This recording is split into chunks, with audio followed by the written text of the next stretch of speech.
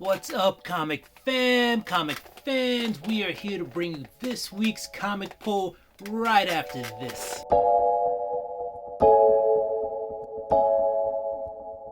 Welcome back. So don't forget to like, subscribe, hit that notification bell. Go ahead and share this if you like the content you're seeing. All right, let's get right into this week's haul. All right, so I picked up a few books that didn't come out this week, so we'll start out with that. We've got New Mutants number 24, volume 1, Bill Sienkiewicz cover. You see the team right there. You got the demon bear lurking in the background. But I like this cover, dug it. That's why I picked it up. I think I paid like $2 for that issue, so not too bad, not $1, but $2. Then we got the New Mutants number 45. This is a Barry Windsor Smith cover with magic on the cover. This is the 25th anniversary cover, which it's 25 years after Fantastic Four number 1 came out.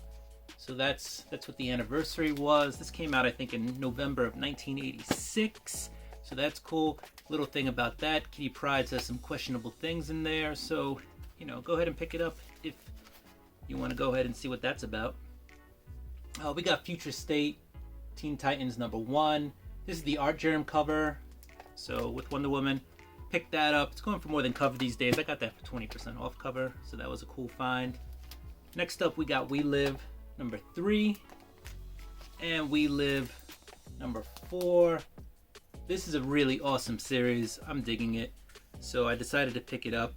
Eva De La Cruz, Dave Sharp doing an excellent job on that. So I picked these bad boys up. I had 1 and 2 already, so very good. I got number 1 on the wall. You can see it. Very good series. And last but not least, this was just in a pull box. I didn't get it last week, so I got Stillwater number 5. I thought it was a slow series, but it was good.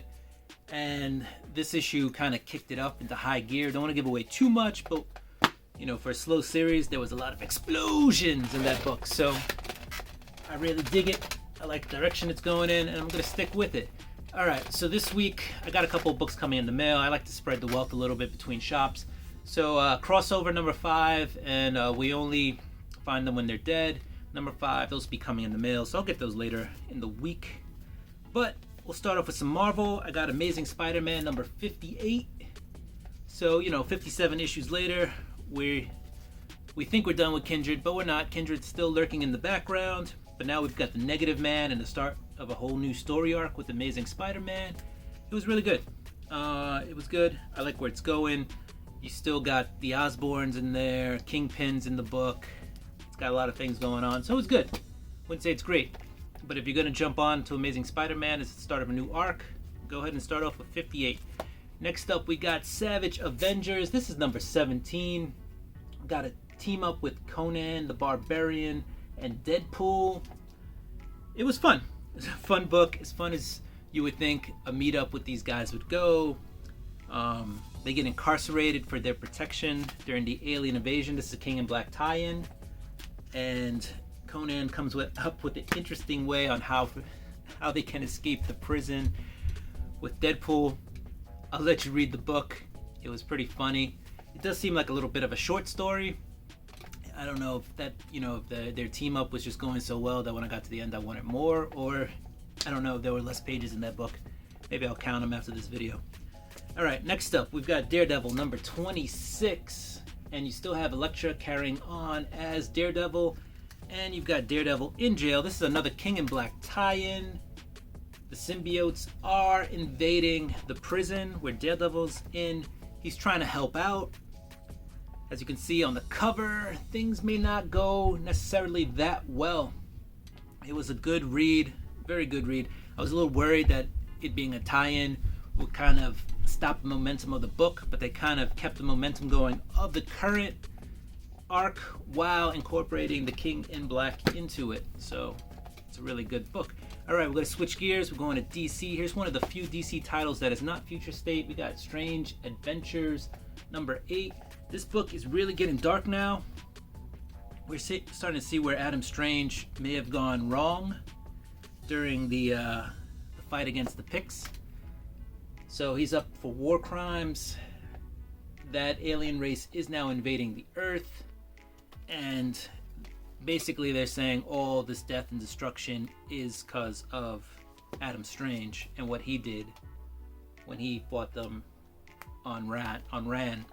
So on the planet Ran. So yeah, it's a good book. It's kept me engaged. This is issue 8 of 12. So we still got 4 more issues to go. Hopefully it doesn't run out of steam. But so far, so good. Every time I'm like, I might be getting a little tired of this series. They pump us up with something new, and this time it was really like, whoa. All right, next up and last from DC, we got Future State, Dark Detective. This is number 2. I really did like the Dark Detective story by Mariko Tamaki. I think she's doing a really good job with this iteration of Bruce Wayne Batman. He's kind of on the run, on the lam, doesn't have his manner anymore. He's basically poor and low tech, and he's fighting to discover why they wanted to kill him and how they knew Bruce Wayne was Batman. Because, you know, they thought they killed Bruce Wayne, but they actually didn't. But on the same day they said they killed Bruce Wayne, they also announced that Batman was dead. So, you know, he's doing his detective work. He's trying to figure out how they knew he was Batman. And at the same time, he's also trying to figure out how some of the tech out there got into the hands of the Magistrate, which is basically the organization right now that's keeping Gotham under their control. Yeah, and he's trying to find out why some of that tech is Wayne tech. So it's a really good book. He's doing detective work in Detective, so not bad. The backup story was all right. It was a Red Hood story. Didn't necessarily love the characters. I mean, Red Hood was in there, so was Rose, but they just weren't fleshed out that well, I thought. And it's a Joshua Williamson book, so usually he's actually pretty good at that stuff. Also, the art just didn't connect with me. So I enjoyed the main story, didn't enjoy the backup story that much. That's a $5.99 book, by the way. So if you're willing to pay the extra $1 for the backup story, or $2, depending on what you usually pay for your comics, go ahead and give it a shot. And if you don't want to pay it, I wouldn't blame you, but I do really like the Dark Detective story. All right, switching to the indies, we have Something is Killing the Children, number 14. Whew, really good book. It still has me engaged.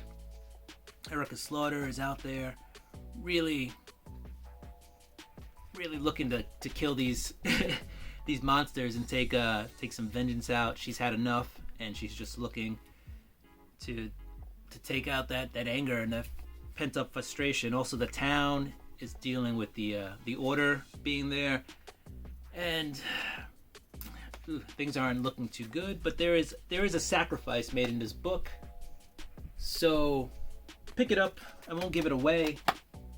Really good book though. Last but not least, we got Spawn number 314, and I saved this one for the cover. It's really good. It's a really awesome cover. I really dig it. Also, the story has gotten good for Spawn, so you know, if you're a Spawn fan, I'd say now's a good time to jump back on. You know, there are a ton of other comics out there which are just as well written, if not better. But for a Spawn book, it is getting really good. This is an awesome cover. I think so, anyway. The book was hyped a bit, and then I read it, and the things that were kind of promised weren't necessarily in the book. So that was a little bit of a letdown. Maybe 315 will have some of those things that were, you know, promoted for this book. I don't know. So, with that said, I'll give you my read of the week. And I really think I just have to go with Something is Killing the Children. It's keeping me engaged. The storyline is really branching out, but it's concise. The artwork is amazing. There's really, I mean, I can just harp on it all day, but there really isn't too much more to say about that. So, yeah, this is my cover of the week, and this is my read of the week. So guys, thank you for joining me again. Don't forget to hit that like button, subscribe, hit that notification bell, share if you want to. and do what you do, because I'm going to do what I do. I finished reading this week's books, but I'm going to get ready for next week. Peace!